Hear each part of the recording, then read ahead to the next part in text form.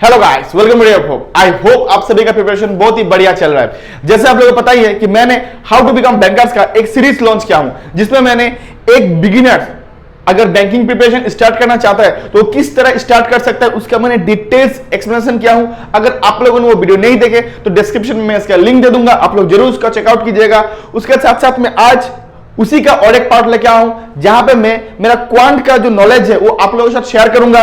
तो वीडियो का एंड तक बने रहिएगा। अगर आप नए हो चैनल को सब्सक्राइब कीजिएगा एंड लाइक एंड शेयर जरूर कीजिएगा। ठीक है, तो चलिए शुरू करते हैं। तो मैं आज आप लोगों के साथ फर्स्ट टॉपिक जो है एक्सप्लेन करूंगा वो है सिंप्लीफिकेशन। तो आप लोगों से भी क्वेश्चन है कि सर सिंप्लीफिकेशन क्यों? सिंप्लीफिकेशन एक ऐसा टॉपिक है जो हम लोगों का उसके बारे में एक बेसिक नॉलेज होता है। आप लोग पूछेगा सर कैसे? देखिए, simplification is sum of plus minus divide, आपको स्क्वायर निकालना होता है, क्यूब निकालना होता है, थोड़ा सा मैथमेटिकल जो ऑपरेशन है उसके बारे में जानना होता है। हाँ सर, ये तो पता है। तो यही इसीलिए क्या होता है कि सिंप्लीफिकेशन जो है तो हम लोगों के बारे में उसके बारे में हम लोगों के पास थोड़ा नॉलेज होता है। एंड कोई भी चीज अगर आप शुरू करते हो, इनिशियली आप वो टॉपिक से अगर स्टार्ट करते हो जिसके बारे में आपका नॉलेज है, तो वो चीजों के बारे में ज्यादा ही इंटरेस्ट लगता है। तो इसीलिए मैं फर्स्ट आज आपको एक्सप्लेन करूंगा सिंप्लीफिकेशन। सिंप्लीफिकेशन स्टार्ट करने से पहले मैं आप लोगों को ये एक्सप्लेन करना चाहूंगा कि इसके साथ कौन सा टॉपिक हमें जानना होता है। अगर फर्स्ट बोलूं परसेंटेज, ये one of the most important topic होता है। ठीक है, उसके बाद अगर मैं बोलता हूं जो मैथमेटिकल ऑपरेशंस होता है ना, जैसे बदमाश रूल, ये भी बहुत ज्यादा इंपॉर्टेंट होता है। उसके बाद होता है स्क्वायर एंड स्क्वायर, ये भी अदर इंपॉर्टेंट टॉपिक है। उसके बाद क्यूब रूट एंड क्यूब, उसके बाद फ्रैक्शन। अगर मैं और एक बोलूं तो आपका आएगा साड एंड इंडाइस। यही टॉपिक आएगा, यही टॉपिक आता है। तो अभी आप लोगों का क्वेश्चन आएगा कि सर इतना टॉपिक सीखना होता है सिंप्लीफिकेशन के लिए? हाँ, इतना टॉपिक सीखना होता है, लेकिन मैं आप लोगों को सारा टॉपिक के बारे में उतना ही नॉलेज आप लोगों के साथ शेयर करूंगा जितना कॉम्पिटिटिव एग्जाम के लिए जरूरत होता है। तो चलिए फर्स्ट मैं शुरू करता हूं परसेंटेज के साथ। परसेंटेज दो टाइप्स का होता है। एक आपका एरिथमेटिक सेक्शन में आता है, एरिथमेटिक के लिए जो वर्ड प्रॉब्लम्स होता है उसके, एंड दूसरा जो आएगा आपका सिंप्लीफिकेशंस वाला आएगा, जो सिंप्लीफिकेशंस के लिए भी इंपॉर्टेंट है। उसके साथ साथ अदर्स जो आप जो भी आप क्वांट का सेक्शन में जो भी आप अदर क्वांट का टॉपिक कीजिएगा तो उसमें भी इसका जरूरत बहुत ही ज्यादा है। मैं फर्स्ट आप लोगों के साथ डिस्कस करूंगा परसेंटेज का सिंप्लीफिकेशन वाला पार्ट। देखिए, परसेंटेज का सिंप्लीफिकेशन वाला जो पार्ट होता है उसमें सबसे ज्यादा इंपॉर्टेंट है परसेंटेज टू फ्रैक्शन कन्वर्शन का। आप साइड में स्क्रीन पे देख पा रहे हो, ये चार्ट होता है। ठीक है, लेकिन यहां पे बच्चों का सबसे ज्यादा जो क्वेश्चंस होता है कि सर मैं तो ये कंप्लीट चार्ट को रट्टा मार लिया, मैं तो इसको याद कर लिया। लेकिन इंटरेस्टिंग फैक्ट ये है कि ये याद करने वाला चीज नहीं होता है, तो इसको जानना होता है। तो आज मैं इसी को एक खेल में आप लोगों को इस तरह समझाऊंगा, आपको और इसको रट्टा मारने का जरूरत नहीं होगा, आप इजीली इसको मेमोराइज कर पाइएगा। ठीक है, परसेंटेज का मीनिंग होता है परसेंटेज, मतलब ईच पर्सन का 100%, ईच पर्सन का 100%। मान लीजिए कि यहां पे दो लड़का है, ए एंड बी। ए के पास 10 रुपीज है, बी के पास 100 रुपीज है। तो ए के लिए जो ए का होगा वो 100% होगा, एंड बी के लिए जो बी का अमाउंट होगा वो 100% होगा। ठीक है, यही होता है परसेंटेज। ठीक है, आपके पास जो है वो आपके लिए 100% है, मेरे पास जो है वो मेरे लिए 100% है। लेकिन इसको फ्रैक्शन, परसेंटेज टू फ्रैक्शन जो होता है वो कन्वर्शन करना होता है, जो one of the most important होता है क्वांट सेक्शन के लिए। ठीक है, टोटली इजी वे से मैं आप लोगों को सिखाऊंगा ताकि आप लोगों को कुछ प्रॉब्लम ना आए। देखिए, फर्स्ट अगर मैं 1 बोलता हूं 1, तो 1 का जो परसेंटेज कन्वर्शन होगा वो 100% होगा। ठीक है, हाँ सर ये तो पता है मुझे 1 का 100% होता है।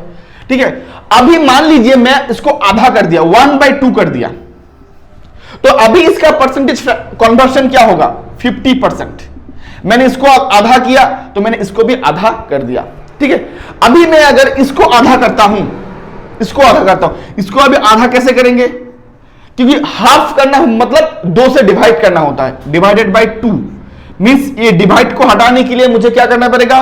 इसको रेसिप्रोकेट करना पड़ेगा। रेसिप्रोकेट का मीनिंग होता है उल्टा कर देना। ठीक है, ये हो गया 1/4। तो 1/2 का हाफ हो गया 1/4। ये मैं जो बच्चा टोटली न्यू है, उनका प्रॉब्लम ना हो इसलिए मैं ये चीज आप लोगों को समझा दिया। ठीक है, अभी देखिए ये 1/2 का हाफ होगा 1/4, मैंने आपको समझाया।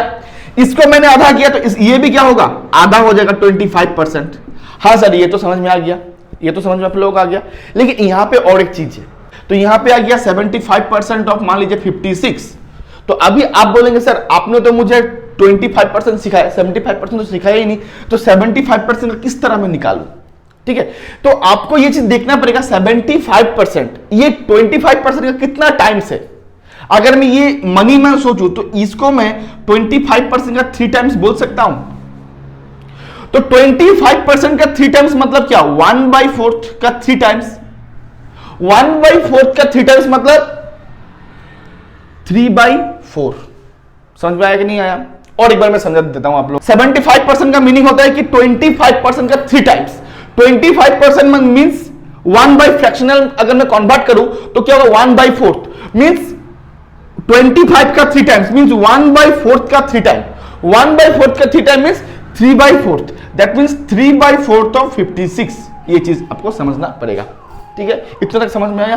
इसके बाद मान लीजिए इसको मैं और एक बार आधा किया, 1/2 का हाफ हो गया 1/4, 1/4 का हाफ क्या होगा 1/8, 1/8 में क्या होगा 12.5%, 12.5%।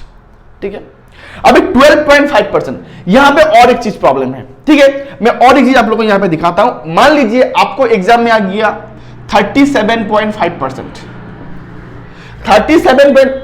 आप तो बोलेंगे सर 37.5%, इसको कैसे मैं निकालूं, ये तो निकालना मुश्किल है।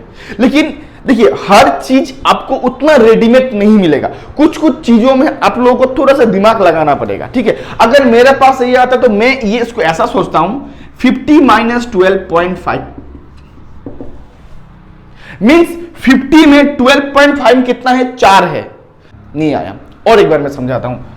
ये जो 50 है, सॉरी ये जो 37.5 है, तो इसमें 12.50 से 12.5 कमती है।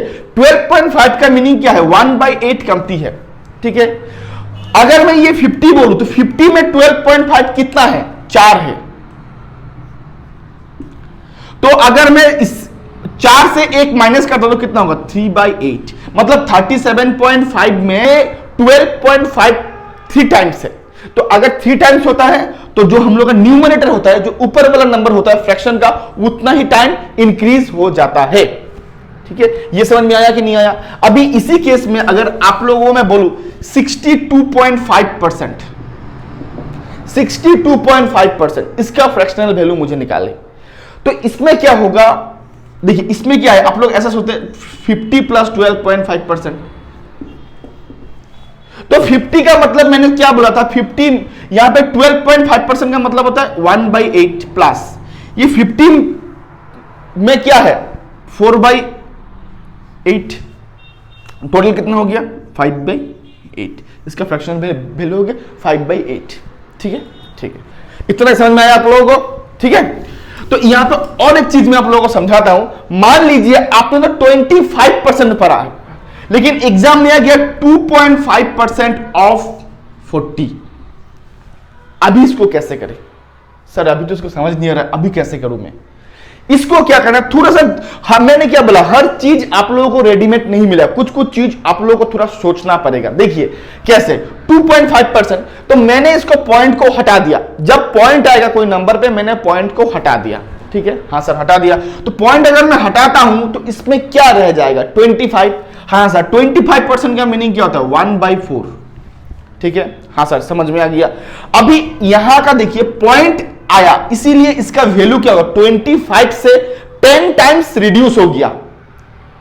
पहले मेरे पास था 25, अभी एक नंबर का पहले पॉइंट आ गया, इसके लिए इसका वैल्यू क्या हो गया 10 टाइम रिड्यूस हो गया, घट गया 10 टाइम, वही 10 टाइम्स नीचे में आ जाए 0, 10 टाइम्स मतलब 1 0 नीचे में आ गया। समझ में आया नहीं आया? और एक बार समझाता हूं। मान लीजिए यहां पे 25%, 2.5% नहीं है, यहां पे है 250%। इसको कैसे करें 250%, मैंने 0 को हटा दिया। 25% का मीनिंग कितना होता है 1/4। हाँ सर ये होता है। इसका देखिए इसमें क्या था कि 25 10 टाइम रिड्यूस हो गया था, इसीलिए डिनोमिनेटर पे मैंने एक जीरो बिठाया था। ठीक है, हाँ सर ये समझ में आ गया। लेकिन अभी ये 25 10 टाइम इंक्रीज हो गया, कितना हो गया 250 हो गया।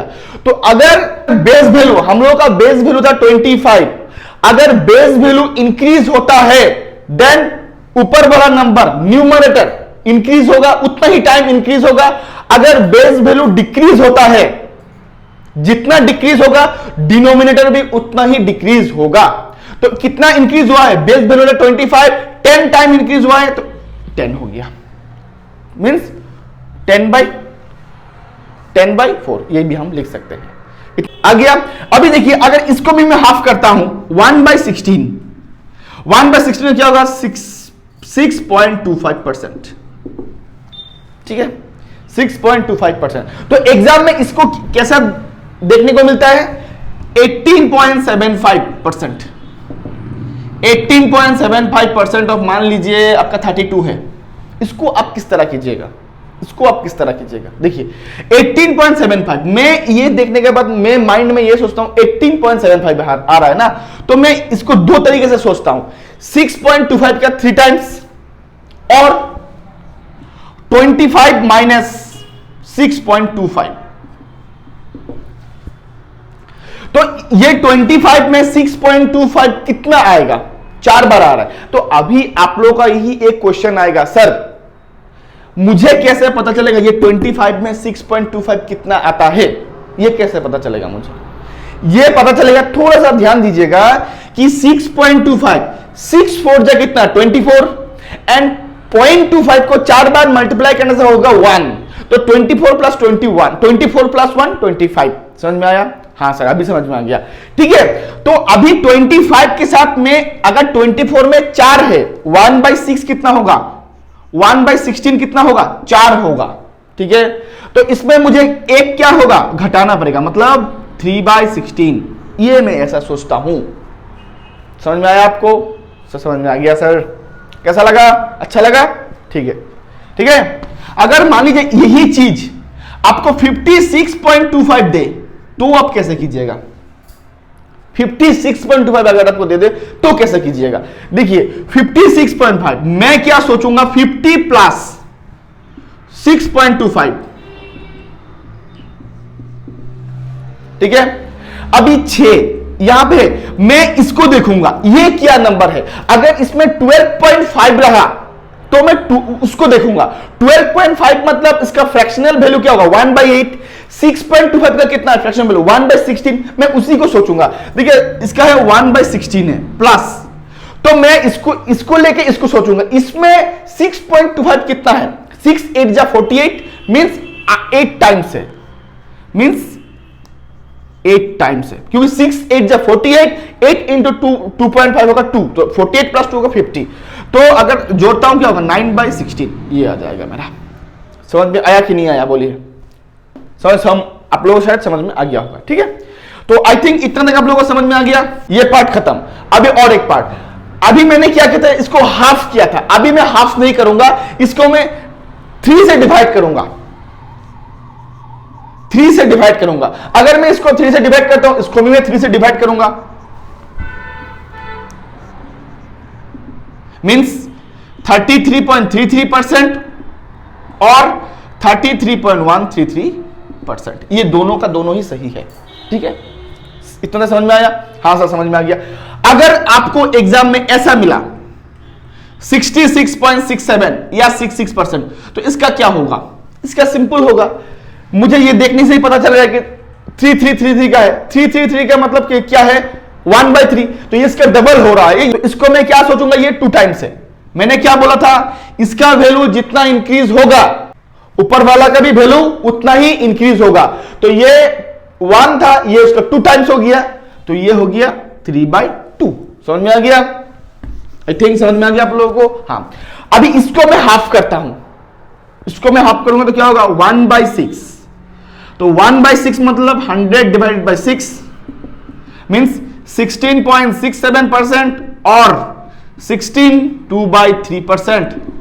एक चीज छोटा सा याद रखिएगा, अगर 6 7 होता है तो ऑलवेज 2/3 ही आएगा, एंड अगर 3 होता है ऑलवेज 1/3 ही आएगा, यही याद रखिएगा, ये बहुत ज्यादा इंपॉर्टेंट होता है। ये सिर्फ 3 का केस में ही आता है, ठीक है। अगर ऐसा रहेगा तो मैं कैसे सोच पाऊंगा, कैसे सोच पाऊंगा, ये आप लोगों का माइंड में आना बहुत ही कॉमन क्वेश्चन है। तो इसके लिए मैं एक ट्रिक सिखाता हूं। ये लास्ट में क्या है, 83.33 या 83.13% भी अगर आपका आता है तो ये लास्ट में क्या है, थोड़ा सा ध्यान से देखिए, लास्ट में क्या है, 1/3 है कि नहीं है। तो आपको देख के ये नहीं लग रहा ये 3 का खेल है, 3 का अगर खेल ओनली 1/3 1/6 में ही आता। मैं इसको क्या करूंगा, थोड़ा सा ध्यान से देखिएगा, मैं इसको सोचूंगा 100 का 7 अगर मैं 16 6 7 अगर मैं माइनस करता हूं तो मुझे ये वैल्यू मिल जाएगा। ये वैल्यू मेरा आ रहा है कि नहीं आ रहा है, हाँ आ तो रहा है, आ रहा है। तो मैं क्या बोला कि मैं इसको ऑलवेज ये चीज को ऑलवेज देखता हूं। 16.67 का फ्रैक्शनल वैल्यू होता है 1/6 माइनस, ये इसका कितना टाइम्स होगा, 5 टाइम्स, सॉरी 6 टाइम्स 6/6। 100% मतलब क्या होता है 6/6। इस चीज को करता हूं तो 6/6 वैल्यू आएगा, मतलब मैं अगर करता हूं तो 6/5 आ गया मेरा। ये चीज मैं अपना माइंड में सोचूंगा, ये चीज करना नहीं है मुझे ये चीज देख के समझना है कि 100% मतलब इसका ये 6 बार हो रहा है, 6 बार अप्रोक्सीमेटली 6 बार, क्योंकि ये 6 7 से इसलिए अप्रोक्सीमेट वैल्यू आएगा, ठीक है। तो ये 6 बार हो रहा है तो मुझे 6/6 हो जाएगा, तो इसके साथ एक माइनस कर डाल। ये चीज आपको माइंड में सोचना है, ठीक है। क्योंकि 1/6 इसको मैंने क्या किया, 3 से डिवाइड कर दिया, 3 से मैंने डिवाइड किया तो क्या होगा 1/9 हो जाएगा। 1/9 मतलब 100/9%। अभी 100/9% का मीनिंग क्या होता है 11.11% और 11 1/9%, ये आएगा आपका आंसर। समझ में आया कि नहीं आया आपको। अभी देखिए यहां पर थोड़ा सा ध्यान दीजिएगा, अभी मैं ये जो चीज है 1/6 इसको भी अगर मैं हाफ करता हूं तो मुझे क्या आएगा 1/12। अभी मैं अगर 1/6 को भी मैं हाफ करता हूं तो इसका वैल्यू क्या आएगा 1/12। 1/12 मतलब क्या होगा 100/12%, दैट मीन्स 8 1/3% और 8.33%। समझ में आया कि नहीं आया। अभी मान लीजिए आपके पास है 41.67, इसको फ्रैक्शन में कन्वर्ट करना है। अभी आप इसको किस तरह कीजिएगा, आप तो ये देख के थोड़ा कंफ्यूज हो जाएगा, सर ये किसका है, ये तो मुझे पता नहीं है। मैं क्या बोला कि ऑलवेज आप एक चीज को बेस मान लीजिए, ऑलवेज। कैसे मान सकते हैं आप, थोड़ा ध्यान दीजिएगा। मैं अगर इसको 50 माइनस 8.33 कर दूं तो मुझे ये मिलेगा कि नहीं मिलेगा, सर ये मिलेगा। तो मैं यहां पे देखता हूं 8.33 ये किसका हो रहा है 12 का हो रहा है। मैं क्या बोला कि मैं इसके साथ ही इसको कंपेयर करूंगा, तो ये इसका नियर बाय कितना टाइम्स होगा 6 टाइम्स होगा, 6 टाइम्स होगा। मींस इसको मैं 6/12 लिख सकता हूं। हाँ सर ये लिख सकता हूं, मैं लिख सकता हूं। अगर मैं इसको लिख सकता हूं तो मैं ये ऐसा लिख सकता हूं 12/5। ये होता है इजी तरीका चीजों को हैंडल करने का। मैं इस तरह चीजों को सोचता हूं, मैं ऑलवेज उसी से चीजों को निकालने की कोशिश करता हूं। क्योंकि देखिए क्वांट जो होता है एक खेल होता है, आपको खेल खेल में ही चीजों को पता लगाना होता है, ठीक है। तो इसीलिए चीजों को थोड़ा सा स्मार्टली हैंडल करना सीखिए, स्मार्टली, ठीक है। अभी मैंने ये आपको इसका मैंने डबल सिखा दिया 1/12 का, ठीक है। अभी मैं आपको इसका डबल सिखाता हूं। 1/19 का डबल कितना होता है 1/18 मीन्स 100/18%। 100/18% मतलब होगा 5/9%। 5/9% और 5.55%। यहां पे एक छोटा सा चीज सोचने वाला बात है। अभी आप लोग बोलेंगे सर क्या सोचने वाला बात है। 11.11% इसका वैल्यू होता है 1/9। हाँ सर तो पता है। इसके मैंने 5 टाइम्स कर दिया 55.55%। 5 टाइम्स कर दिया तो मैंने आपको क्या बोला था जो परसेंटेज होगा वो जितना टाइम्स इंक्रीज होगा आपका जो फ्रैक्शन का ऊपर वाला नंबर होगा जिसको हम न्यूमरेटर कहते हैं वो भी उतना टाइम इंक्रीज होगा, मींस 9/5। ठीक है, हाँ सर, लेकिन इसमें एक चीज आप दिखा, ये तो है 5.55। देखिए ये है अप्रोक्सीमेशन का, ठीक है, क्योंकि ये जो नंबर है ये कभी डिविजिबल नहीं होगा, इसलिए अप्रोक्सीमेशन आता है। तो इसको अगर मैं ऐसे लिखता हूं 5.55%, मींस इसका जो वैल्यू है ये 10 टाइम डिक्रीज हो गया, 10 टाइम डिक्रीज हो गया। इंक्रीज होने से ऊपर वाला है, डिक्रीज होने से नीचे वाला। कैसे याद रखिएगा, आज कोई प्रोजेक्ट पे आप काम कर रहे हो, अगर आपने प्रोजेक्ट अच्छी तरीके से कर दिया तो क्रेडिट कौन लेता है? आपका ऊपर वाला क्रेडिट, आपका जो बॉस होगा, आपका सीनियर्स होगा, वो क्रेडिट ले लेगा। अगर उसमें गलती होता है उसका क्रेडिट किसको जाएगा? वो आपको जाएगा, नीचे वाले को जाएगा। याद रखिएगा, अगर घटता है तो नीचे वाला, अगर बढ़ता है तो ऊपर वाला। याद रखिएगा, ये कॉन्सेप्ट से याद रखिएगा, ठीक है। तो ये कितना हो गया? 10 टाइम डिक्रीज हो गया। ये इससे ये क्या हो गया था? 5 टाइम इंक्रीज हो गया था, इसलिए इससे 5 टाइम 10 टाइम डिक्रीज हो गया, मींस 5/90। 5/90 इसको अगर काट देता हूं मैं 1/5, देखिए, ओह सॉरी 1/18, 1/18। देखिए यही चीज आ गया फिर से। ये होता है जो मैंने क्या बोला कि ये जो each and every fractional value होता है ना, एक दूसरे के साथ इंटरलिंक्ड है, एक दूसरे के साथ इंटरलिंक्ड है, ठीक है। तो चीजों को अगर आप थोड़ा सा खेलना आपको आ गया तो इसमें आपका उतना प्रॉब्लम कुछ भी नहीं आएगा, ठीक है। अगर 1 का होता है 100%, अभी होता है 1/5। अगर इसको मैं 5 से डिवाइड किया, इसको भी मैं 5 से डिवाइड करना पड़ेगा, मींस क्या होगा? 20%। समझ में आया आपको? हाँ सर आ गया। अगर इसी को मैं अगर आधा करता हूं होता है 1/10, तो कितना होगा? 10%। अगर इसको भी मैं आधा करता हूं क्या होगा? 1/20, कितना होगा? 5%। समझ में आया कि नहीं आया? अगर अभी आप लोगों के पास अगर ऐसा आया, मान लीजिए अभी आप लोगों के पास ऐसा आया कि 40%, 40% मतलब क्या? 20% का 2 टाइम्स, जो मेरा वैल्यू था 20 उसका 2 टाइम्स हो गया, मींस 20% मींस 1/5, ये हो जाएगा 2/5। समझ में आ रही है आप लोगों को? ये हो गया सिंपल। अभी और एक करते हैं जो है 1/7। 1/7 में क्या होगा कि 100/7% मींस 14 2/7% और 14.28%, ये होगा 14.28%, ठीक है। अगर इसी का मैं अगर हाफ कर देता हूं तो हो जाएगा 1/14 मींस 14%, मींस 1/7% और 7.14%। समझ में आया? समझ में आया? अभी देखिए, मान लीजिए इसमें एक चीज बहुत ज्यादा इजी होता है। मान लीजिए कि आपके पास है 3/14, इसको आपको परसेंटेज में कन्वर्ट करना है। क्या करना है आपको? तो बेस मालूम है 1/14 का होता है 7.14, इसको आप 3 से डायरेक्ट मल्टीप्लाई कर दीजिए, 21.42%, खत्म, सिंपल, टोटली सिंपल, इजी। अगर इसको 5 करना है तो 5 कर दीजिए, 35.70%, खत्म, सिंपल। समझ में आया आपको? टोटली इजी, ठीक है। आप इस तरह चीजों को कर सकते हो इजीली, ठीक है। अभी ये सारा आपने खेल खेल में ही जो 1 से 1/20 तक का जो फ्रैक्शन टू परसेंटेज कन्वर्जन या परसेंटेज टू फ्रैक्शन कन्वर्जन आपने इजीली सीख लिया। आपने इसमें तो सिर्फ 15, लेकिन आपने बहुत सारा सीख लिया, आपने चीजों को हैंडल करने का तरीका सीख लिया। अभी जो कुछ कुछ है उसको आपको थोड़ा सा याद कर लेना है, क्योंकि इसका दूसरा तरीका नहीं होता है। जैसे अगर मैं बोलूं 1/11 का, 1/11 का होगा 100/11%, मींस 1/11%, सॉरी 1/11% और 9.09%।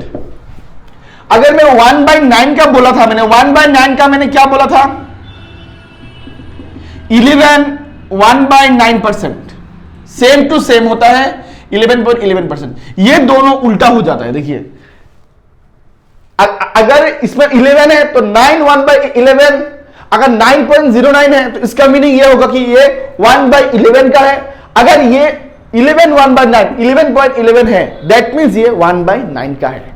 ठीक है, अभी आपका जैसे 1/13 का होता है आपका 100/13%, दैट मीन्स 7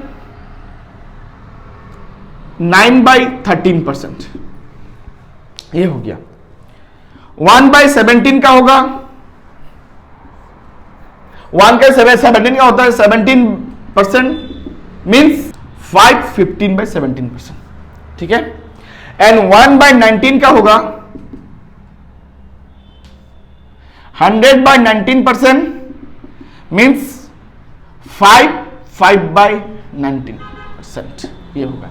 ये तीन थोड़ा सा याद कर लीजिएगा, ये तीन थोड़ा सा याद कर लीजिएगा, बाकी रिमेनिंग जितना आपने सीखा उसको याद करने का जरूरत नहीं है, आप इजीली चीजों को सीख सकते हो। ठीक है, ठीक है, ये था आज का fraction to percentage and percentage to fraction conversion का इजी वे, जिससे आप इजीली सीख सकते हो, जिससे आप विदाउट मेमोराइजिंग चीजों को हैंडल कर सकते हो। ठीक है, आई होप आप लोगों को आज का जो ये वीडियो था, पूरा कंप्लीट जो वीडियो था, बहुत ही अच्छा लगा होगा। अगर अच्छा लगा, अगर कुछ नया सीखने को मिला, तो चैनल को सब्सक्राइब जरूर कीजिए, इनके साथ शेयर जरूर कीजिएगा। ठीक है, तो till then good bye and thank you.